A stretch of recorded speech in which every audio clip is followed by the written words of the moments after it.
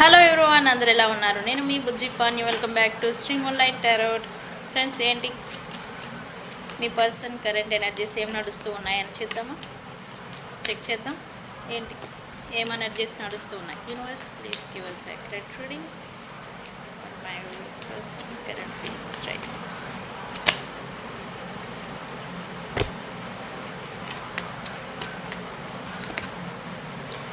Looks like a person unexpected news or అన్ఎక్స్పెక్టెడ్గా something shock ఏదో గురవుతూ ఉన్నట్టుగా ఎనర్జీ చూపిస్తుంది రైట్ నో. ఎందుకు?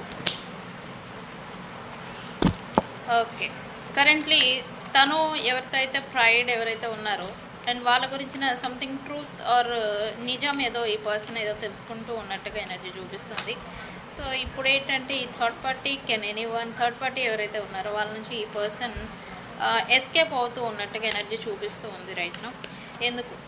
వై?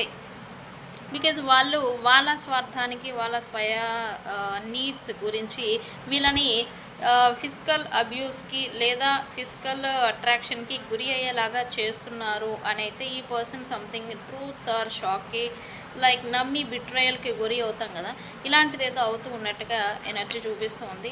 అండ్ ఇప్పుడు వాళ్ళని దూరం పెడుతూ ఉన్నట్టుగా ఉంది మీ పర్సన్. థర్డ్ పార్టీ ఇక్కడ ఎవరైనా అవ్వచ్చు. థర్డ్ పార్టీ వాళ్ళ నీడ్స్ గురించి వీళ్ళని యూజ్ చేసుకుంటున్నారు అనే విషయాన్ని ఈ పర్సన్ గ్రహించారంట.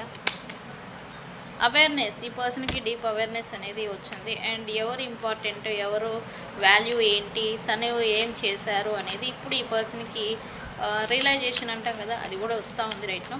ఏం జరగబోతూ ఉంది?